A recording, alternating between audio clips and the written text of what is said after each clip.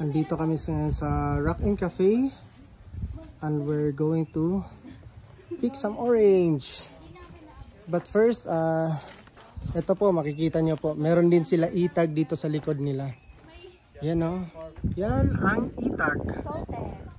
So ano siya, salted na meat, tapos i-dry siya under the sun. And it's supposed to make the meat tastier. So ayun, nangunguha na sila ng orange. Come on, let's go. Ayun o, ito. Ang dami. Green pa siya. Ayun o.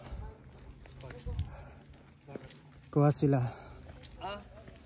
Saan po ang pwedeng gamitin? Oh, this is ano pa, not tripe. The green ones.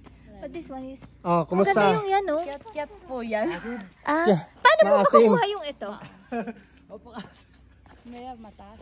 Mataas siya eh. Dito na lang. Si ate pa yung papaabutin. Kawawa naman si ate. Abot? Ito, pwede ko pong kunin. Tignan mo. Akin. Try natin. Bidyan mo nga ako saglit. Habang nakaano. Ito ha.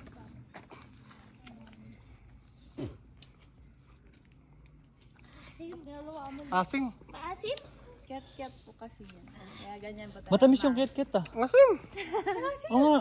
Native ko sa Sagada kasi, yung natitikman yung cat sa, ano yun, exported na ano. China? Hmm? Matamis dun sa ano, kit-kit.